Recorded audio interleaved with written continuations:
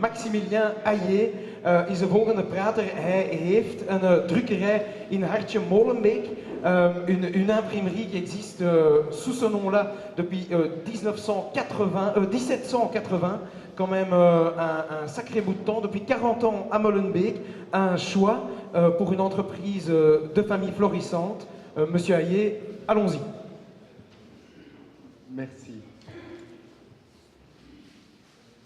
L'imprimerie Ayer à Molenbeek, c'est quoi? C'est une PMI industrielle installée au cœur de Molenbeek, le quartier dont on vient de parler tout à l'heure, et qui, comme le soulignait le précédent interlocuteur, n'est pas un ghetto, puisqu'on y trouve une activité à la fois économique, commerçante, sociale et autres, beaucoup plus diverse qu'une certaine image qu'elle a parfois.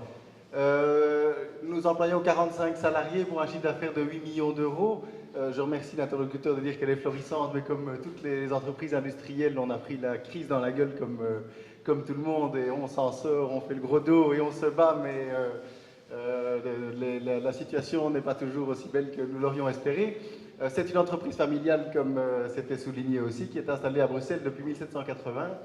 Donc il y a bien longtemps, et à Molenbeek depuis 1970, donc il y a une quarantaine d'années, nous avons déserté les centres-villes. On était avant ça à côté du Parlement pour une région justement industrielle où on pouvait trouver du terrain qui était plus abordable que le centre-ville qui devenait essentiellement orienté vers le service.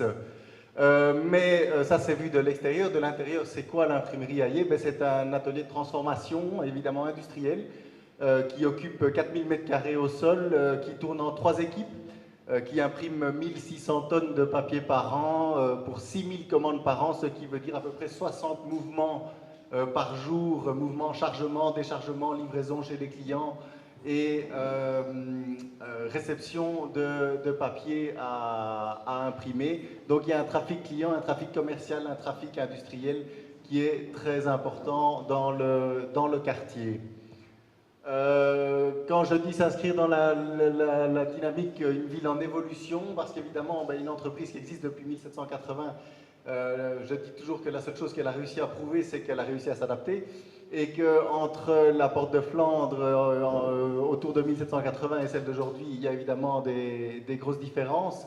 Et évidemment, la question qu'on peut se poser, c'est pourquoi être en ville et pourquoi avons-nous fait le choix d'être ou de rester en ville? Le choix d'être, ça date il y a trop longtemps, mais le choix d'y rester s'est posé de manière très très cruciale il y a une dizaine d'années, quand les fabricants de machines nous ont montré les nouveaux équipements qui ne tenaient pas dans notre atelier actuel. L'atelier devenait trop petit pour les équipements qu'il était indispensable d'avoir pour rester up-to-date.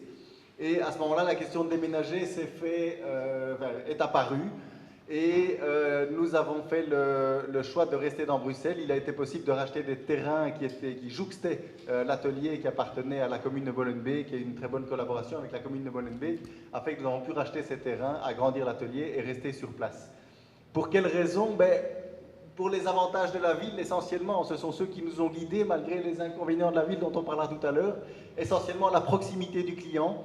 Je vous disais, nous imprimons pour 600 clients différents, à peu près 6000 commandes différentes.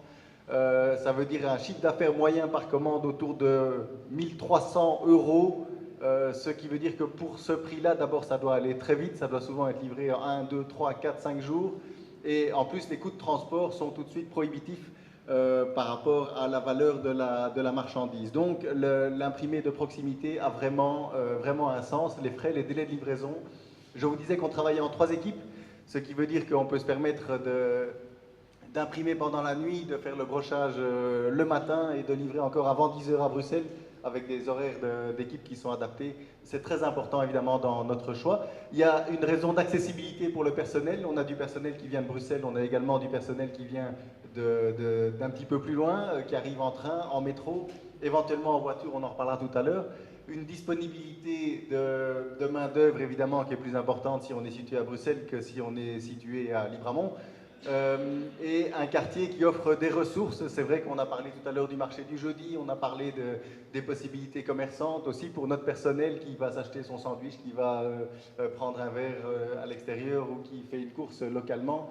Ces ressources qu'offre le quartier sont également un plus pour l'entreprise. Les inconvénients de la ville, ben, le premier, évidemment, accès, livraison, déchargement. C'est évident que quand on doit décharger un camion de 20 tonnes de papier, c'est un souci d'être au centre-ville et qu'il a fallu des concertations de quartier, des concertations avec la commune pour rendre ça possible. Les dérangements de voisinage, je le mets éventuellement parce qu'en fait, on en a très peu. On a une bonne collaboration avec nos voisins. On a des normes de bruit qui sont très très faibles malgré qu'on travaille en 3 équipes. Il y a des contraintes environnementales à Bruxelles qui sont fortes, on en reparlera aussi. Les problèmes de parking, il y a une politique de parking qui s'est mise en place à Molenbeek qui est certainement très bénéfique, mais qui ne tient pas toujours compte de la réalité industrielle d'entreprises qui travaillent en équipe. Quand on a des gens qui commencent à 6 h du matin et qui terminent à 13 h, d'autres qui commencent à 13 h et qui terminent à 22 h, des systèmes de paiement de parking avec des horaires classiques jour-nuit sont évidemment très problématiques. Et à ce niveau-là, simplement, ben, après que cette politique ait été mise en place, on a eu des contacts avec la commune qui nous a dit, ben oui, on n'y a pas pensé, en fait, simplement, qu'il pouvait y avoir cette problématique-là. Et c'est là où on dit peut-être tenir compte des entreprises industrielles dans la politique de parking, parce que l'accès en transport en commun pour les gens qui travaillent en équipe est évidemment plus difficile. D'autant que quand ils arrivent et qu'ils sortent de Bruxelles à ces heures-là, l'accès est relativement aisé, donc les transports en commun sont moins tentants et en plus plus rares à ces heures-là. Des coûts supplémentaires, évidemment, à être dans Bruxelles. Déjà, le coût foncier supplémentaire, il est réel. En termes d'environnement, le fait d'être à Bruxelles, je vous disais que ça avait un impact, évidemment, de coûts et de contraintes, mais dans un sens, pour une mauvaise chose, c'en est une bonne, parce qu'en fait, les normes environnementales à Bruxelles nous amènent à l'équivalence avec un label français qui s'appelle Imprime Vert. Et donc, ça nous a poussé, évidemment, mais il y a déjà quelques années, puisque le permis d'environnement, on l'a renouvelé il y a 7 ou 8 ans, et c'était une politique qu'on menait déjà depuis longtemps, mais ça nous a poussé, évidemment, à être très, très strict à ce niveau-là, et du coup, à pouvoir faire également une communication marketing auprès de nos clients sur le fait que nous respections des normes qui sont extrêmement strict puisque, je vous disais, en France, pour les mêmes normes, on reçoit un label Imprime Vert. En Belgique, enfin, à Bruxelles en tout cas, simplement, on a le droit d'être là. Mais c'est très bien comme ça, je pense. Quelle politique pour subsister en ville, quelle politique menons-nous dans nos quartiers, dans notre ville pour subsister en ville? Ben, une implication dans le tissu social, on essaye d'être présent lors de réunions de quartier, lors que des décisions doivent se prendre au niveau local, au niveau communal ou au niveau d'associations de quartier. On essaye de rencontrer les acteurs locaux dès que c'est possible. On a des contacts réguliers avec l'administration communale et une bonne entente avec les voisins.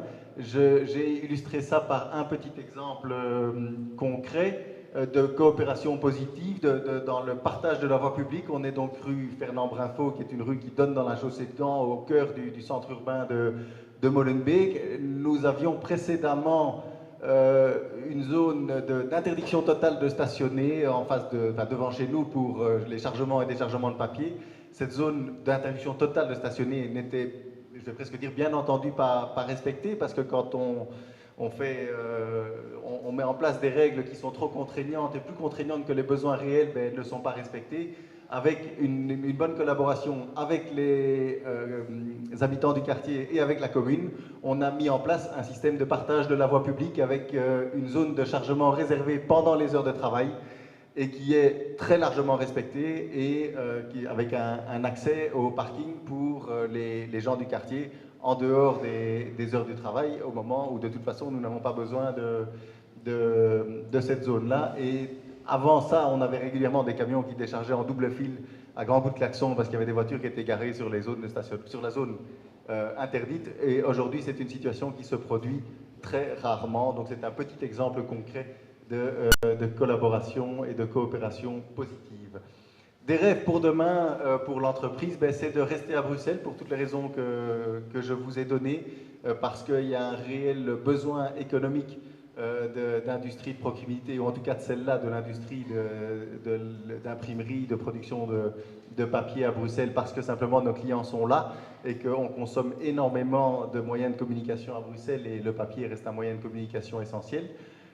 Et donc nous demandons une politique qui tienne compte de cette activité industrielle, même si on a vu tout à l'heure que le secteur des services représentait aujourd'hui l'immense majorité de l'activité économique à Bruxelles. Le secteur industriel garde une certaine importance, surtout dans la problématique des emplois peu qualifiés qu'on évoquait tout à l'heure. Donc on demande une politique qui en tienne compte, même si ça ne représente qu'une petite part de l'activité économique, il faut quand même avoir ça dans le coin de sa tête. Et on demande bien entendu un développement harmonieux du quartier qui favorise plus encore notre intégration. Et je pense que là aussi, à ce niveau-là, le quartier est en bonne voie. Et en tout cas, c'est un quartier dans lequel nous nous sentons bien et nous avons l'intention de rester. Voilà, je vous remercie.